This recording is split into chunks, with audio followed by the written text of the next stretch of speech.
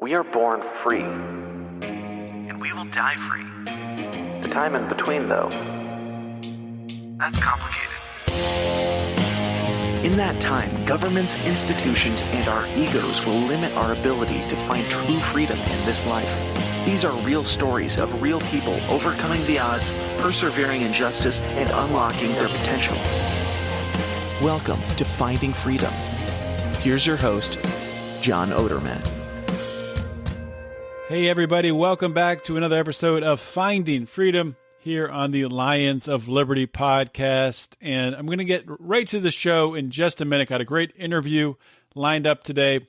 But I got to tell you guys about the new Finding Freedom solo feed. Of course, if you're listening to this on the Lions of Liberty network, you know that network well. Has a show every Monday with Mark Claire, Wednesday with Brian McWilliams, and this show with myself.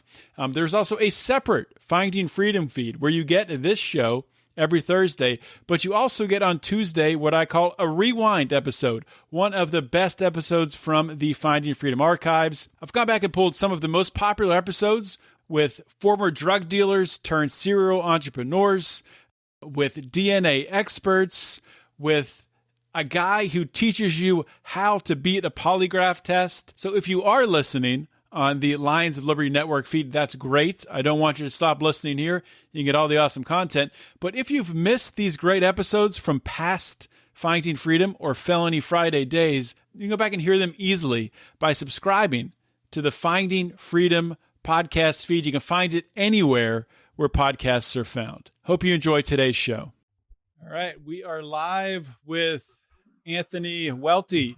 Anthony he's a libertarian political activist. He's a candidate coach. You've probably seen him on Twitter and Facebook. He's very active with his accounts there, and he's had great success with his political outreach. He's been doing it full time for 3 years, and being a libertarian, being able to do political outreach full time for 3 years is an incredible accomplishment just on its own. But he's also set, some records for votes, I understand, endorsements. He's done endorsements and fundraising as a libertarian candidate. And he's helped to bring new members and even elected officials into the Libertarian Party. That stuff's all pretty cool. And I'm sure we'll talk about a lot of that stuff. But the reason, I wanted to have Anthony on, it was something he posted about a week ago, talking about this dramatic shift that he had in his life, the way he lived, where he lived, and changes that he made really right before shit hit the fan in 2020. So, Anthony, welcome to Finding Freedom. Yeah, thanks, John. It's been a crazy couple of years for a lot of people. It's been a crazy couple of years, plus a few for me. It feels like it's been kind of quite the roller coaster. But my wife and I are happy, healthy. My son's happy and healthy, and we're just embracing what's in front of us and trying to live life to its fullest and to try to create liberty for ourselves in spite of what government is doing, right? I mean, we all know that authoritarianism has existed really since the dawn of time. And regardless of what they do or what battles for freedom we have, right? I want to be as free as possible today. So that's really what my wife and I have been focusing on and trying to merge our personal life and our political life. And it's been fun and challenging and learned a lot and really a blessing though overall. Yeah, I want to get into the details of that and, really, really pick at how you did it and, the different really, things you set up in your life to allow you to be able to do it. But before we do that, just to give everyone who doesn't know you, just an introduction, you can give your 5-minute elevator pitch when someone asks you what you do, who are you, how do you respond? Well, I immediately ask them if they've read Rothbard or Mises, of course. No, I'm all joking aside,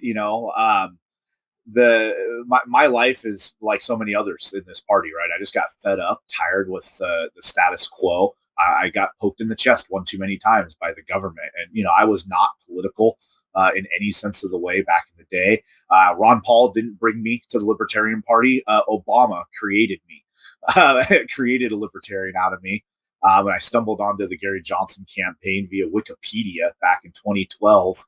And like many people, I voted in the presidential election and then looked away for the next 4 years because that's what most average people do.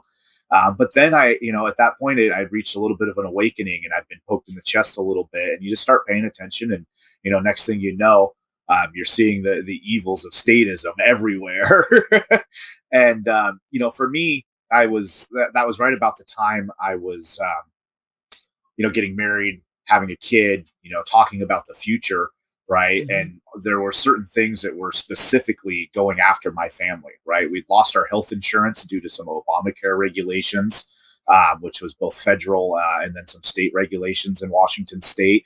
The medical freedom stuff, for who's allowed to go to school. Right. With or without a vaccine. Different things that were popping up and affecting my family's life.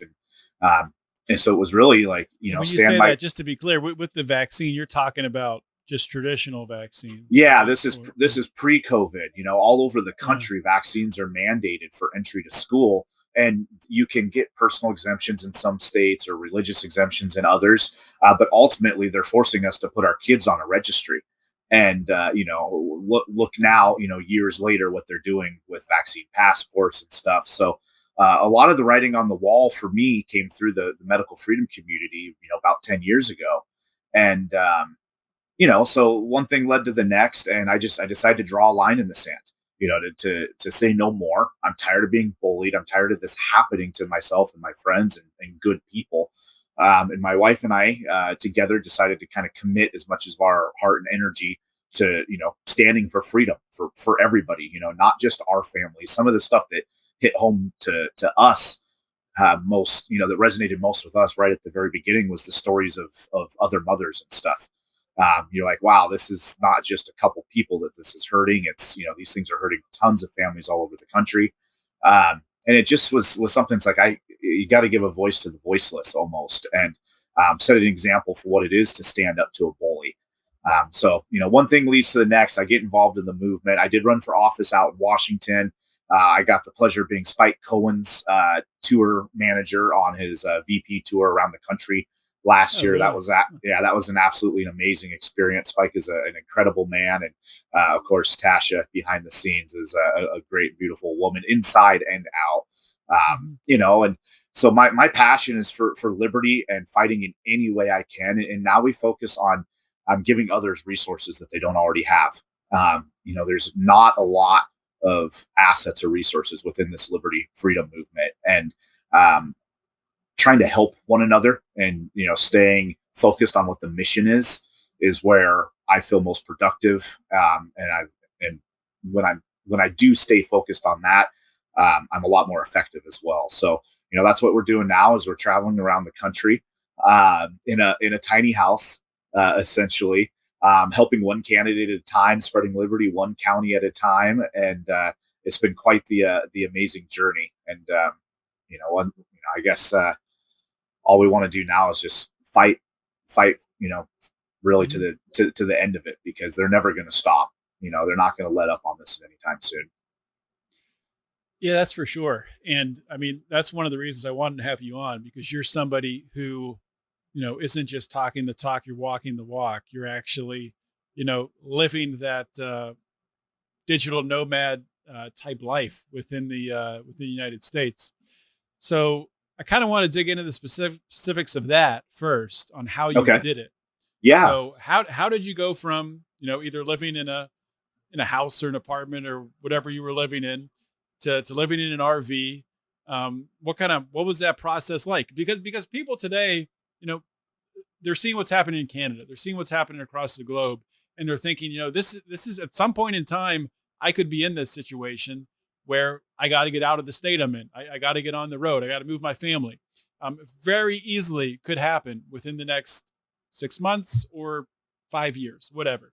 So take us through step by step how you did it. Yeah, well, I mean, the original plan wasn't necessarily an RV. It was, the overall idea of financial freedom and, mobility freedom, even, because the writing was on the wall for so long, and it's like you can only do so much to fight against the state, right? But where it all really came together was like, how do we merge this desire for freedom in our personal life? How do we fight for liberty at the same time? Like what's this balance, right?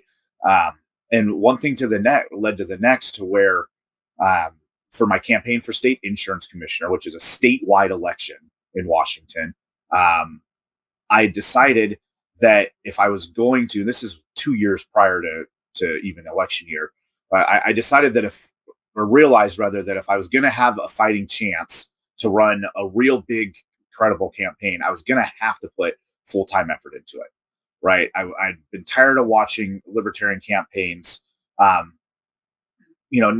get the results that they're looking for.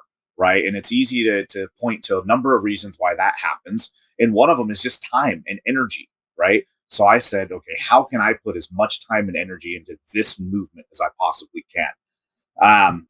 And so we had started, liquidating assets, reducing our debt. We're not debt free still at this point in our life, but we're in a much more well-positioned life than we were 5 or 6 years ago. But it was just the idea of putting ourselves into a position of financial freedom, tying that into the campaign and having mobility. And my wife had been working remote for years already before all this. So we got ourselves in a position, though, to where I could essentially step away from my job. It was a big hit financially for us, but it was something we could absorb, not by a lot, but we eat, right? But in doing so, it meant I had triple the time to spend on liberty. I was getting more time with my wife and son as well, right? And all of a sudden, I became more focused, more energized, more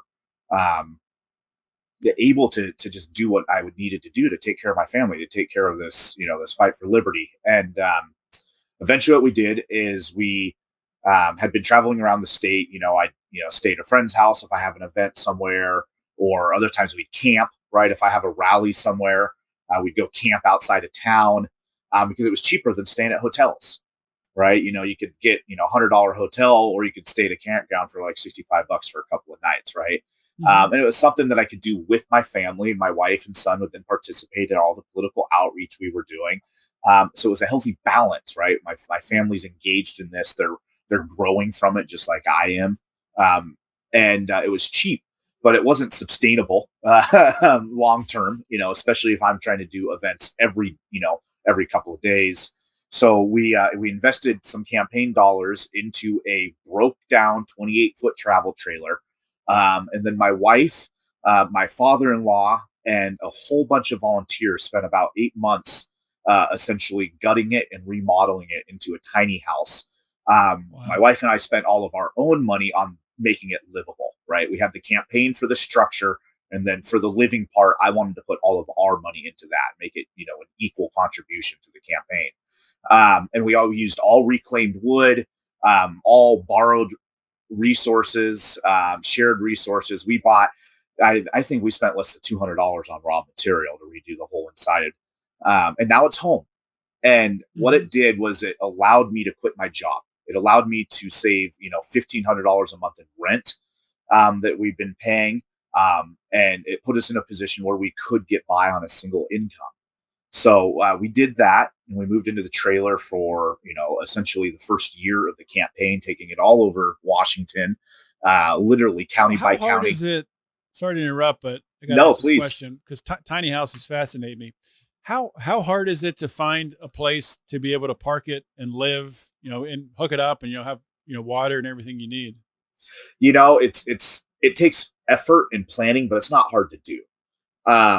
There's camping networks all over the country, all over the state. Some of them are going to be more conveniently located than others. Some of them will come with different costs.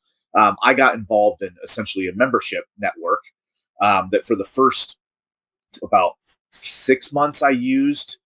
They gave me like 2-week camping at like a network of campsites. So I would just use those as home bases, and then I would plan all my events around that area. Right, I'd hammer out 2-3 weeks worth of outreach, and then go on to the next campground. Other times I'd have friends that lend me their driveway. Right, I had a friend running for Yelm City Council out here in Washington. His name is James Blair. He's a good friend of mine. He was running for office. It was 10 days out for his election. I was a year after his, but I came out, stayed at his house, and we door knocked for both of us that week, right? We just did groundwork together.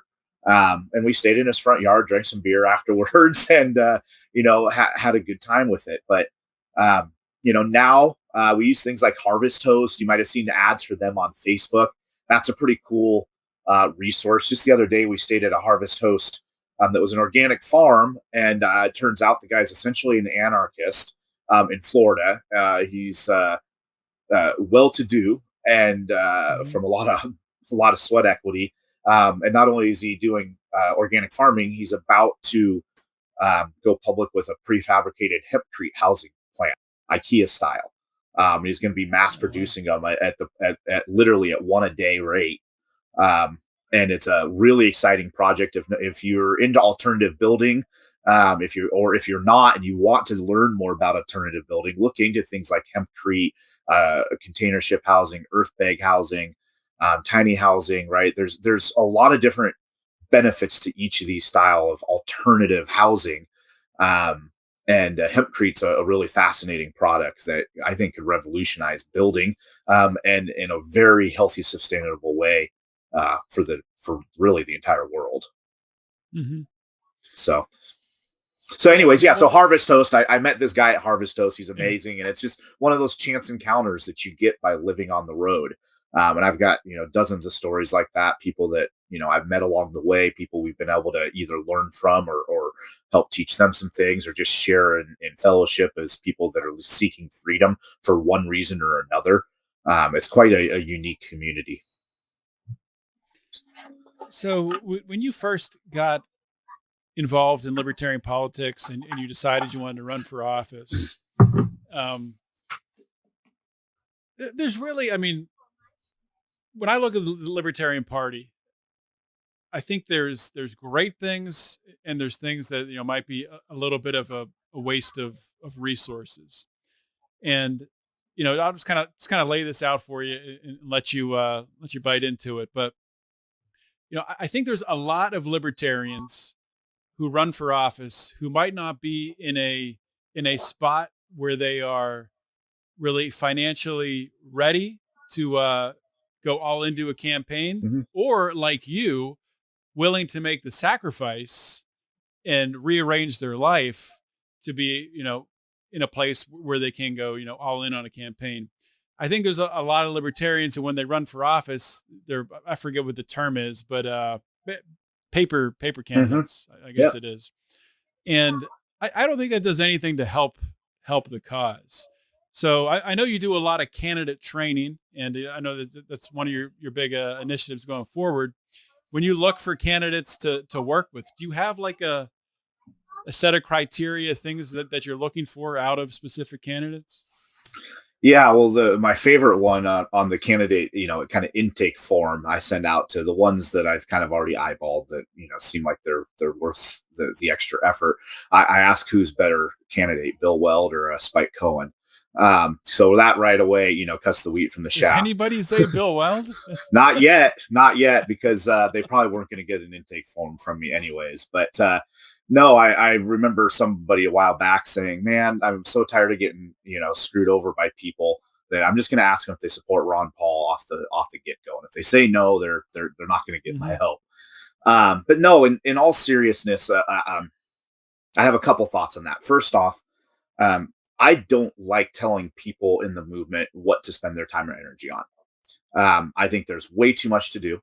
So I personally look to, as often as possible, and this doesn't mean I'm not critical of X, Y, or Z things, right? That's a separate topic other than what you're trying to do. I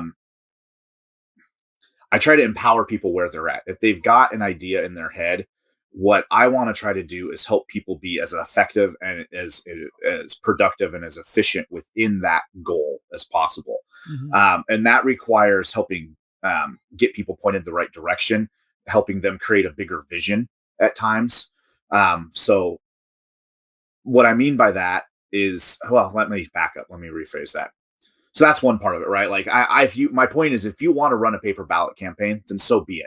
What I try to help people do is figure out, okay, why are you running a paper ballot? What's your next step? how are we going to actually do this and make sure that it feeds into whatever that next step is. So it's less aimless, it's less rudderless, and it's got more direct intent behind it. Another reason why I personally don't mind paper ballots, the race I ran in the state of Washington, we had a 3-way race the prior cycle 4 years earlier with a paper ballot libertarian. And it gave me all the data that I needed to see what our baseline is without any effort. And what that showed me was in a statewide election, we could get 99,000 votes for that race, and we could get 7% with doing, the bare minimum. And the guy that ran was great. He just, like many people, he, committed what time he had, which wasn't a lot. And the rest went to the rest of his real life, right? But it showed me exactly where our baseline was so that I knew what my benchmarks were, where some weak spots were, what was attainable. So, point being, yeah, I don't mind paper ballots. It's just, why are you doing it and how can we use it and make sure we're using it, use the tool in the tool belt effectively is all I'm aiming for. Beyond that, the candidates that I try to work with, right off the bat, they had to have been strong against the lockdowns and the vaccine passports. If they weren't bold for the last 2 years, then I'm not going to be the person best suited to help them. It's not going to be something where we're going to mesh well. I like people that have that work hard, that are willing to put in the extra effort. Because for me, there is so many people that need help that I want to make sure that I'm maximizing my time.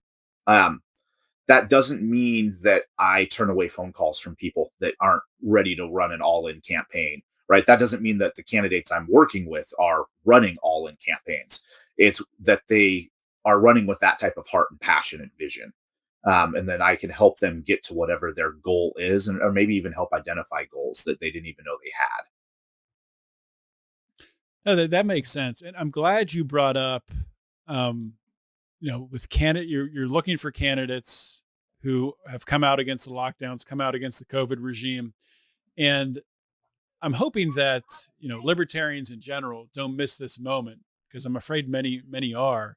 Obviously, we're seeing what's happening in Canada right now with the Freedom Convoy. Unfortunately, the reaction is, we could have predicted it, but has not been good from the Canadian government. And unfortunately, I'm fearful the same thing will happen here in the U.S. with the U.S. convoy. But with that in mind, with all this energy, because we're seeing it. There's a lot of energy around pushing back on COVID mandates, mask mandates, vaccine mandates. How, in my mind, that is the liberty movement already. That is becoming the liberty movement. So how, as libertarians, do we use that momentum and use it in a way that it doesn't get much like with the Tea Party movement was co-opted by the GOP and basically watered down and became nothing. So how do we use that energy and bottle it up and actually use it towards something fruitful for liberty? I think the most important people is the folks that have had a big presence for a number of years going into this, that have built credibility of being consistent and people that are worth listening to, right? We need them to be loud because they're the ones that have the most credibility. And when our bigger voices, our more credible voices are holding the line, right? What that does is it helps force the GOP to hold the line, right? And pulls them farther along the way. But when we get soft, it's like coming to a negotiating table and not bringing our A game, right? It's like, I use the example of school choice, right? So for years, Democrats have opposed it. Republicans opposed it. And libertarians are like, let's just let people keep their money. Now, Republicans are, some are finally starting to come to the negotiating table with school choice. And I firmly believe if we hadn't been leading the charge on this for years, it would be even less popular than it is today. And what's important is that we continue to pull. So now that we've got them talking about school choice, we need to actually pull them farther along the way and get them talking about abolishing government education entirely. Because I can tell you this, the people that I followed for years in the state of Washington as I've run for office, the people that are maybe more conservative leaning, and we're still, pro-teacher, pro-government school, raise your hand to the flag type, Christian Republicans, they are no longer scared of abolishing the Department of Education. They aren't. Yeah. They're not scared of abolishing the CDC. They hate the CDC now. Not all of them, but 10, 20% of them easily are down with getting rid of the CDC permanently, not just Fauci, but the CDC. And it's important that those of us that have had a platform and built trust with people, we keep doing the tug of war to pull them farther along, because we know the Democrats are never going to, come along on certain topics. The Republicans will come kicking and screaming sometimes, but if we're not pulling the conversation the rest of the way by being bold, it's going to continue to really take baby steps forward when we could be taking giant man-sized steps right now, because it is ripe for the picking. One of the reasons I believe I did so well in the state of Washington, I got 324,000 votes during lockdowns, in a contested race. I was bold against the mandates from day one. I was speaking at anti-mandate rallies and stuff, but it wasn't just that. I'd been present in the communities for a couple of years prior, so they'd already known I'd been speaking out against the CDC and setting the tone. I've been talking about medical freedom and then setting the tone. And where I feel the Libertarian Party fell short in this year in many ways is we had been strong on so many things like this for years and then crumbled when it actually came time to stand for it.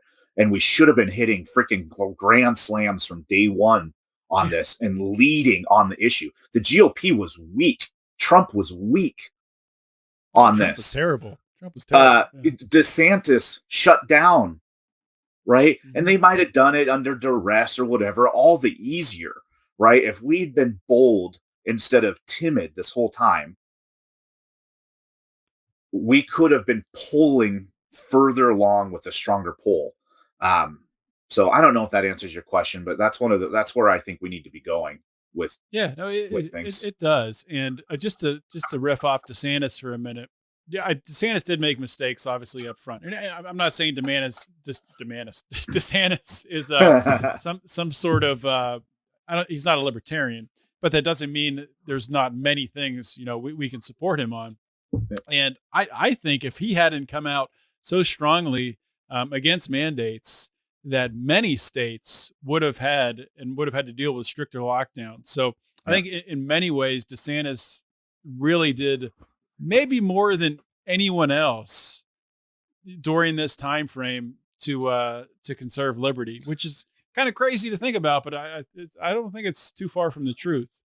I would not be surprised at all. You're bringing up the CDC, Department of Education, libertarians. That should be like the first things we're talking about. If you're running for a federal office, you should be hammering that. That should be on the front page of your website, because I'm pretty sure that there's going to be many GOP candidates and maybe a presidential GOP candidate, maybe the one who gets the nomination, who run on the same thing, abolishing the Department of Education and the CDC. Would not be surprised at all to see that. Would you agree with that? Do you think that's possible?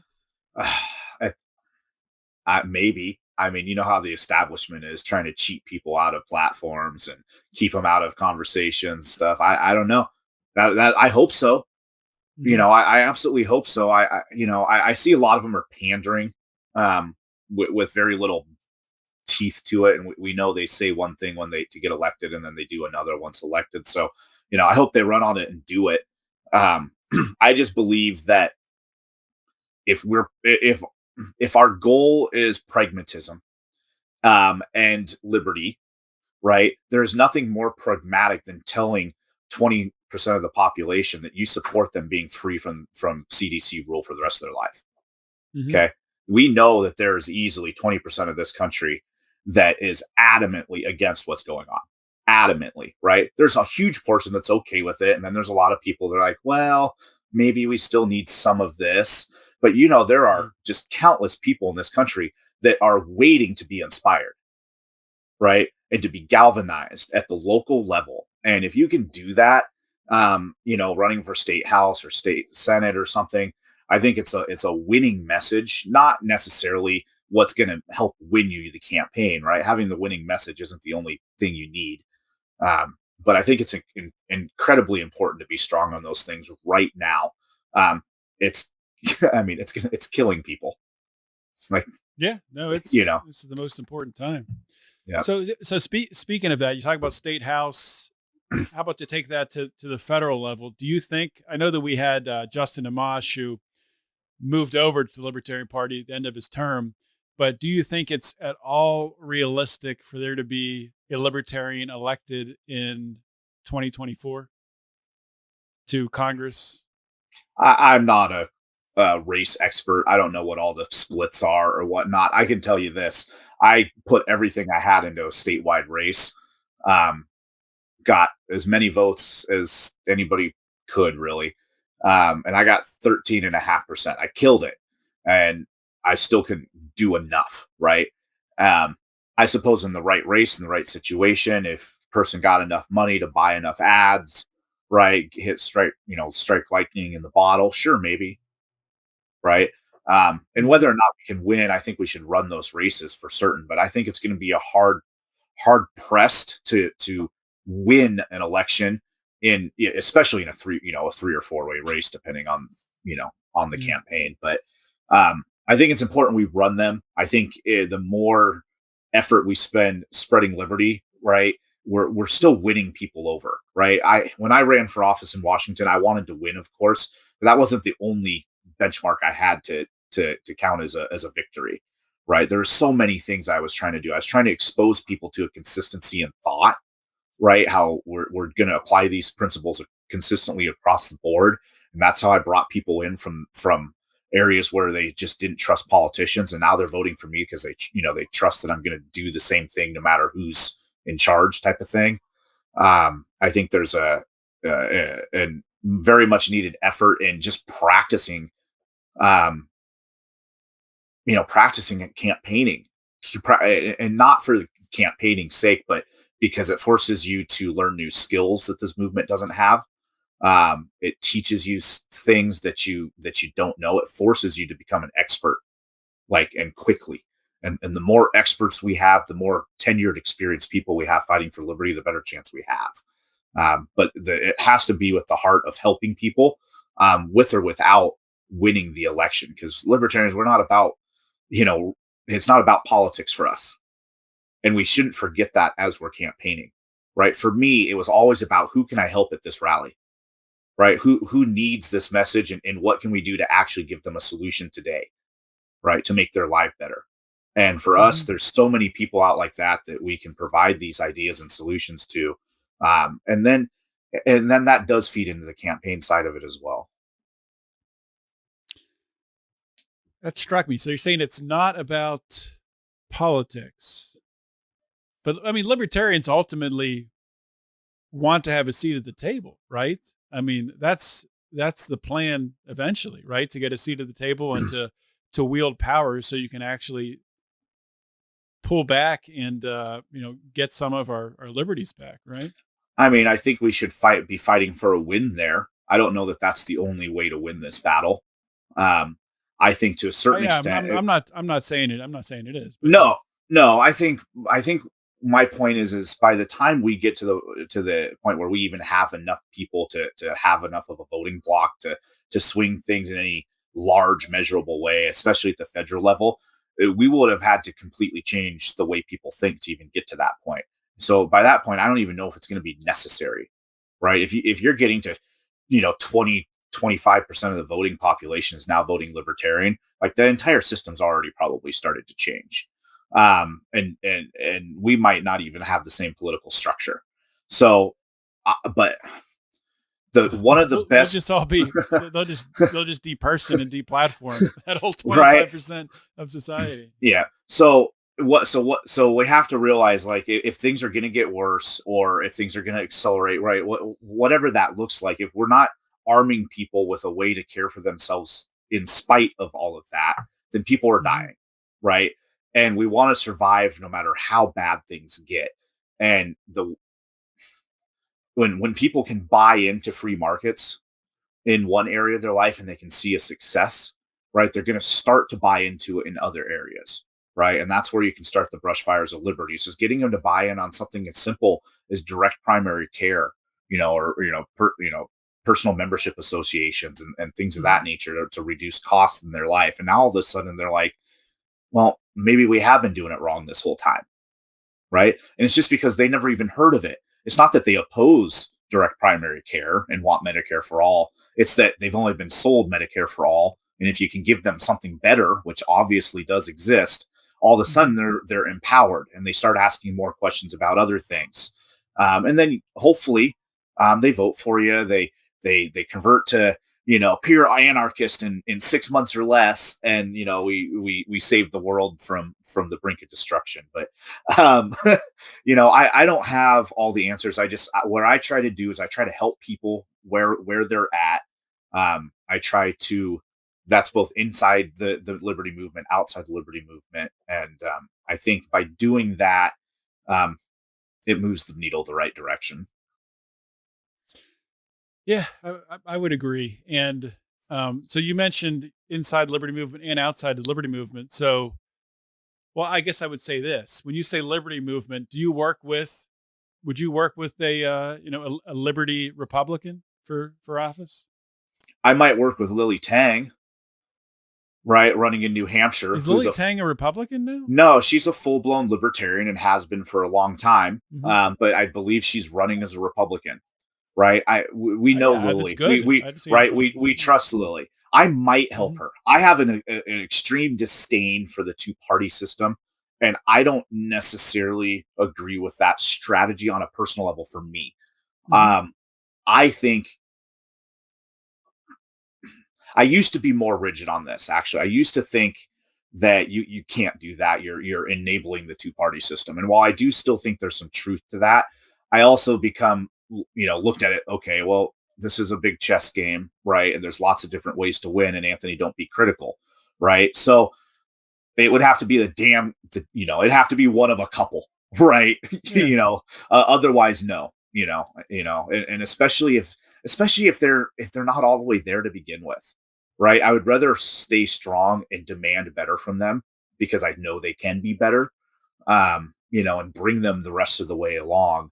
By staying true to those principles and really setting an example that, a lot of people haven't had. There's not a ton of people out there that aren't going to fall to the weight of whatever's going on, right? Where it's easier to fall back into statism. So I think there's a value in being like, no, if you're doing that, right, or you're not supporting the right things, that you don't get our help. And so for me, I've got a really high bar, right, for who I want to work with, why I want to work with them. But luckily, there are good people out there that are running, right? We've got Dennis Misagi out here in Florida. We've got a trio of people running up in Jacksonville. You got Tubb and Tracy and Eric up there in Jacksonville. They're all running for city council. 3 of them running for city council on a slate in Jacksonville. And Angela Pence up in Georgia. She's running a big race against Marjorie Greene. Which is actually relation to Mike Pence, right? No, thank God. But and all these people stood against lockdowns, right? I'm working with Travis Bowl up in Minnesota. I was in Minnesota with Spike this last fall. And Travis is doing great work up in a huge district in northern Minnesota, and he doesn't, folks like that, they don't always have the help they need. So, what I'm trying to do is take the heart I have for liberty, find the people that are on the same general mission as me. And I understand that not all libertarians have the same mission. I think we need to be more accepting of that. But I'm looking for folks that are on the same mission as me, and I'm putting my heart and soul into this. And one of the cool things about it is I'm taking a unique perspective on how to do it. Right. By all intentions, as far as the government's concerned, I'm running a consulting business. But that's government language. Right. That's their tax form language, right? That's their EIN and their business licensing language. That's their slave language, right? That they're doing this to us. So I'm not a business. I'm a volunteer. I work for free for candidates. All of the candidates that I'm working with, I'm not asking for their money. I won't take their money. It's literally not happening. They need to be spending their money on their campaigns. If they had money to spend on a consultant, I want them to pay staff with it. I want them to have the reason, the supplies they needed.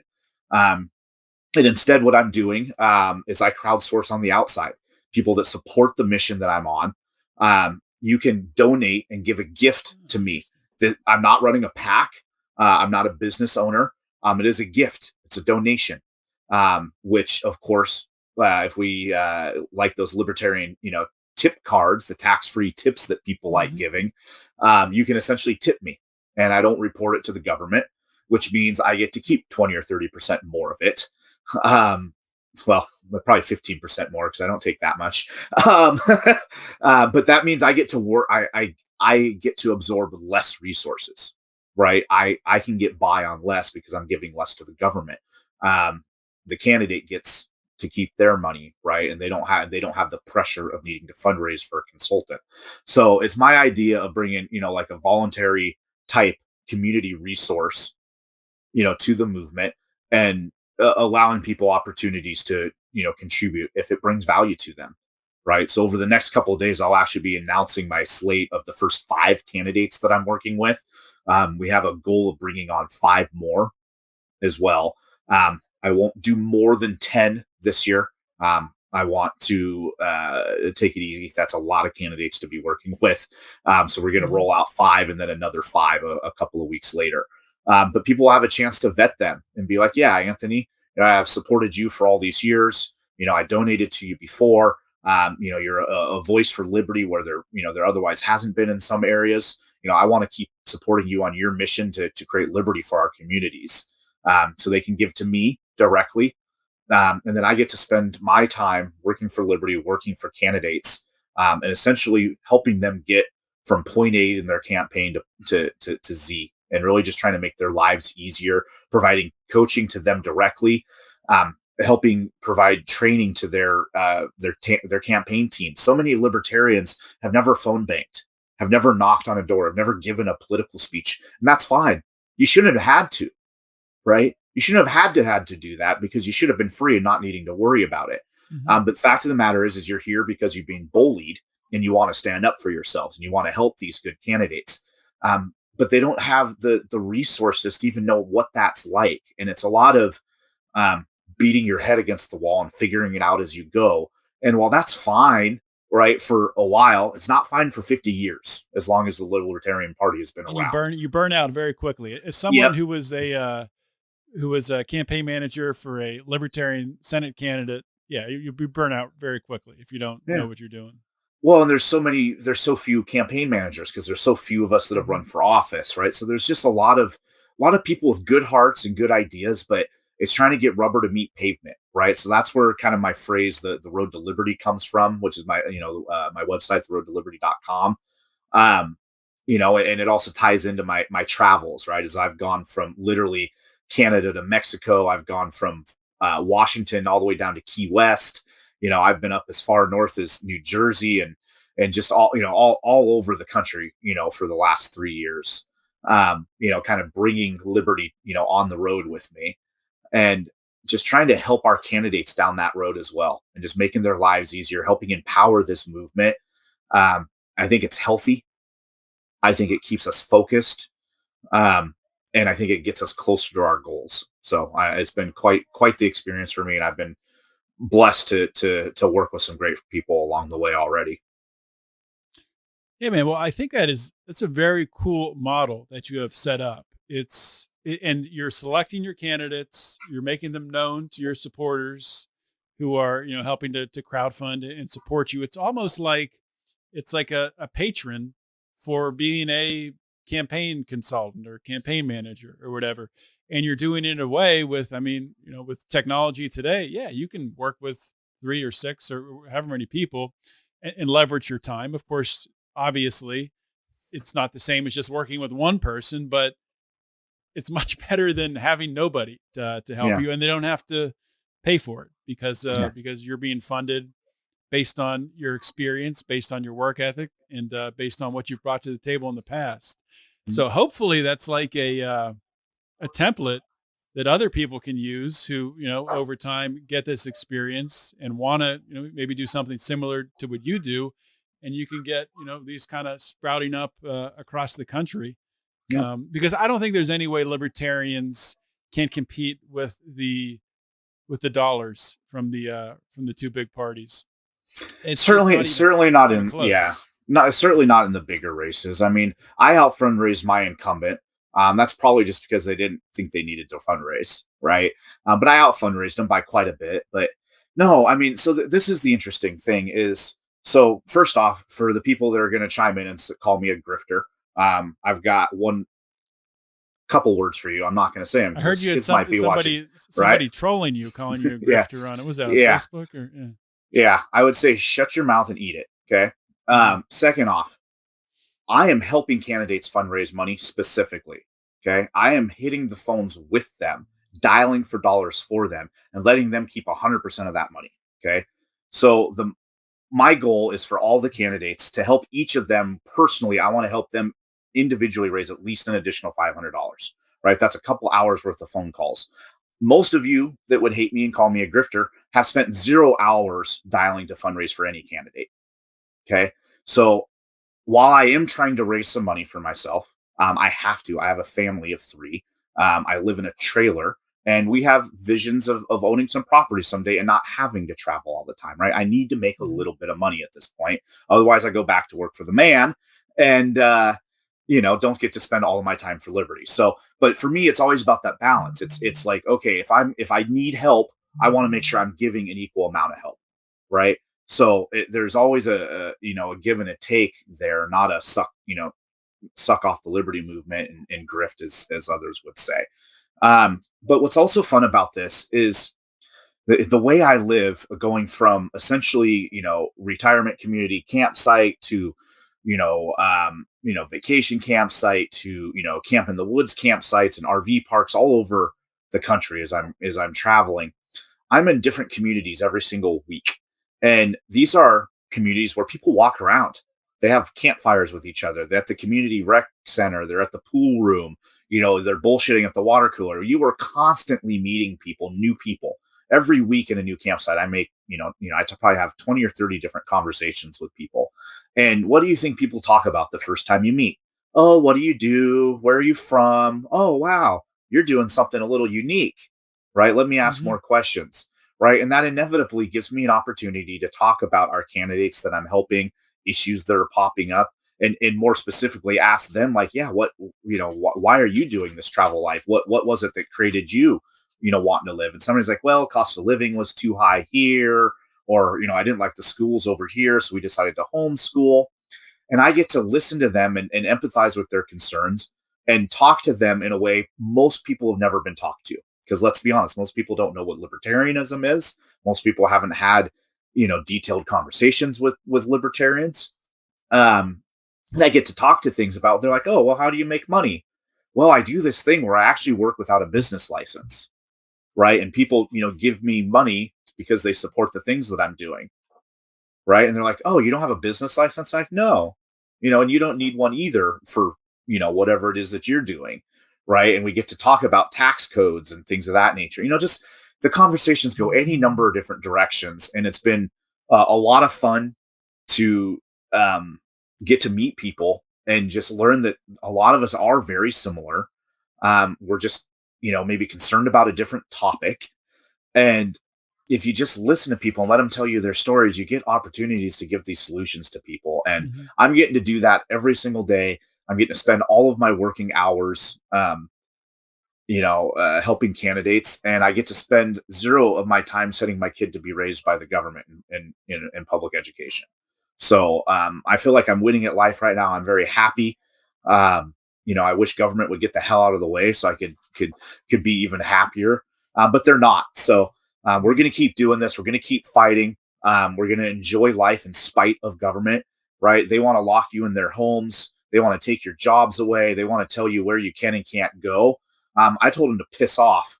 And for the last 2 years, I've lived the life that I want in complete disregard for their authority.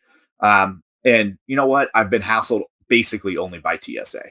And other than that, I go wherever I want. I do whatever I want. I don't hurt anybody. I don't take their stuff. And I generally try to leave the community better than it was when I got there.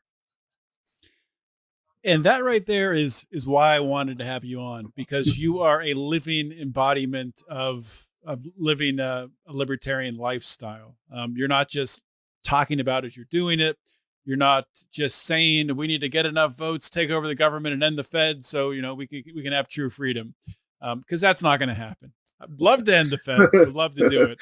It might end itself, and we might end up with the CBDC, but that'd be even worse. So let's, be careful what we wish for.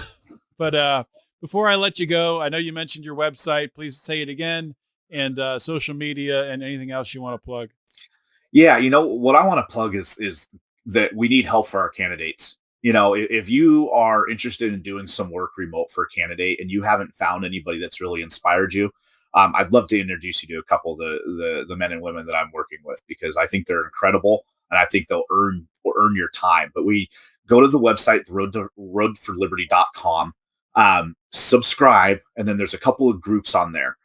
There's specifically one for candidates. If you want to help a candidate out, join that group, introduce yourself, and let people know where you're from and what you're passionate about liberty, and we will find a way to get you plugged in. We need all the help we can get, and I want to focus as much as your time and your energy on the candidates as possible. So, roadtoliberty.com. You can also find me on Twitter, hashtag #BeFree Instagram. My Instagram has a lot of the cool travel pictures and the tiny house lifestyle, and some of the fun stuff we're doing there. And if you want to see me, roast Bernie Sanders with the best of them with my keyboard warrior skills, you can find me on Twitter there also. So, all right, Anthony, thanks for coming on the show. I appreciate you guys. Be well, be free. Hey, I want to tell you about the Daniel 3 Biblical Anarchy podcast with Jacob Winograd. It's an ongoing evaluation on how a Christian should view the state and human authority, as well as diving into the principles of libertarianism.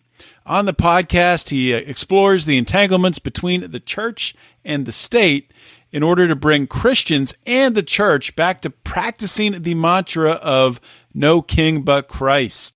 Episodes about philosophy, anarchism, politics, economics, and of course, very interesting guests. Please check it out, the Daniel 3 Biblical Anarchy podcast with Jacob Winograd. Hope you guys enjoyed that interview. Another great conversation. Another individual who is taking the actions in life to find personal freedom in their own life and helping to achieve the same and helping others really to achieve that same goal. So thank you for listening. And if you want to take it one step further, please consider joining the Lions of Liberty Pride. You can do that by going to patreon.com/Lions of Liberty, or on Locals, if you prefer that, you can go to lionsofliberty.locals.com and you can join the Lions of Liberty Pride. What do you get with the Lions of Liberty Pride? Well, number one, you get access to our bonus content. Brian McWilliams does a Monday through Friday, like a little quick 5-minute episode every day called Good Morning Bleephead. I'm not going to swear because this episode, there were no swears on it. So why mark it explicit? And also we have Conspiracy Corner, which is about once a month show, and Degenerate Gamblers, which we call it DG. And there is a DG community, people who participate, especially during football season, where we have some fun with some fake betting and things like that. We just wrapped up the season with the Super Bowl, had all that good stuff, did a big Super Bowl squares thing. And that'll be kicking off again. We'll do some stuff in the spring when baseball gets up, but then once again in the fall with college football and pro football. So if you're a sports ball fan and you like that stuff like we do, then you can join in on that. And also you get a discount on merchandise. You get access to our Lions of Liberty Pride Facebook group, and there's a bunch of other stuff at a bunch of the higher levels where you can influence the show and all that good stuff. So check it out. We would love if you took a more active role in supporting the Lions of Liberty. Like I've talked about on previous episodes, we are looking to be out there this year, going to events, doing fun stuff, meeting people. So all of that money that comes in and supports us here, we're going to turn that around and do the best we can to get out and meet you and spend some time with you, drink a beer, have some fun.